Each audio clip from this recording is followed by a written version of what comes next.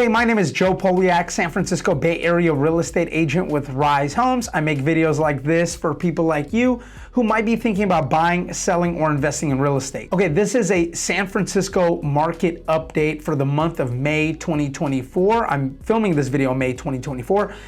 We are reviewing the data for April 2024, comparing it to the data of April 2023. Again, this is for San Francisco real estate market update, and we are gonna begin with single family home data. Let's jump right into it. The number of new listings that hit the market in April 2023 was 238, and in April 2024, there was 288 listings that hit the market, so that's an increase of 21% year over year. The number of pending sales in April 2023 was 186, and in April 2024, that number was 225. So also an increase of 21% year over year. The number of sold listings in April 2023 was 174, and in April 2024, that number was 223. So that's an increase of 28.2% year over year. The median sales price in April 2023 was $1,560,000, and in April 2024, that number was $1,775,000. So that's an increase of 13.7% year over year. The average sales price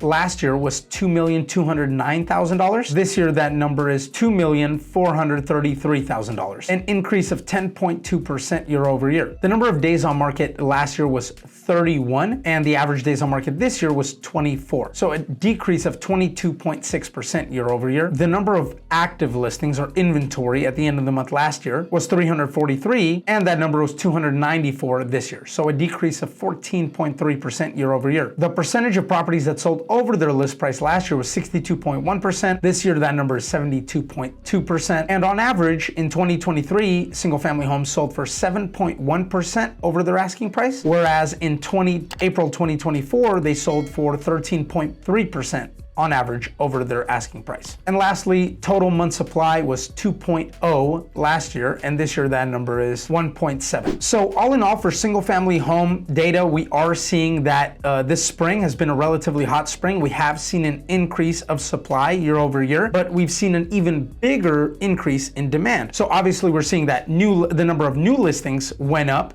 but actually the total amount of inventory year over year went down fairly significantly as well. And pending sales and sold listings went up. So obviously, even though supply went up, demand went up at an even higher pace. And we see that with the increases, the fairly significant increases in average and median sales price. Also, seeing that days on market went down to 24 days from 31 shows that homes are selling much faster. The increase in percentage over the list price homes are selling for at 13.3% shows that we're in a hotter market now than we were last year. And it looks like we're back to pretty much breaking records with prices and speed of home selling, even though interest rates for 30-year fixed mortgages for jumbo loans that we see in San Francisco are still hovering in that 6.5 to 7-ish% range as of me filming this video. Hey, if you like this video, please don't forget to hit the subscribe button, hit the like button, and comment with any feedback or questions you have about the video. Would love to answer any questions or respond. Hey, by the way, if you're thinking about buying or selling real estate, don't hesitate to call me with any questions. Would love to potentially work with you. Okay, let's jump into condos, TICs, and co-ops in San Francisco. Okay, so the number of new listings that hit the market in April 2023 was 327. In April 2024, that number is 412, so an increase of 26% year over year. Pending sales last year was 234, and this year that number is 278, so an increase of 18.8% year over year. The number of sold listings was 217 last year, and this year that number is 248. So that's an increase of 14.3% year over year. Last year, the median sales price was $1,175,000, and this year that number is 1.1 million even. So that's actually a decrease of 6.4% year over year. Average sales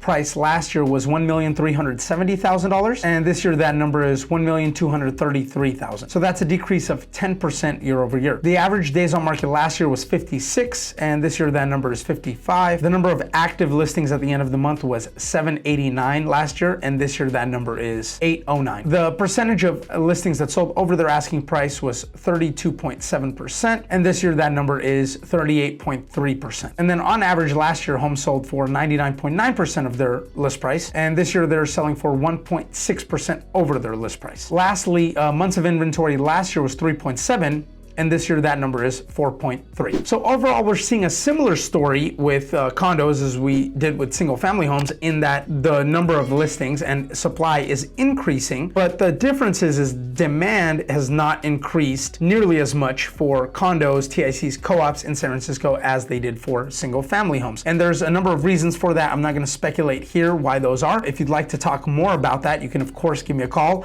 or text me, email me. I'm happy to discuss my opinions on that, because there's quite a few, and it really depends which neighborhood and what's going on, what types of condos, TICs, co-ops, etc. But overall, with prices decreasing and days on market pretty much unmoving, the bigger picture is we're seeing months of inventory above 4, which actually kind of pushes us closer to being in a buyer's market, in fact, for condos, TICs, and co-ops. And what I'm seeing in the trenches on the streets is that there is a lot more room for negotiation. There are a lot more longer days on market and potential seller concessions for condos, TICs, co-ops. The condo, TIC, co-op market in San Francisco has pretty much not recovered from the pandemic that began in March of 2020. So overall, there's not a lot of places to find deals, good deals, in the San Francisco Bay Area real estate market, but the closest place you possibly can get to finding a deal, if you predict that the condo, TIC, co-op market will recover in the future,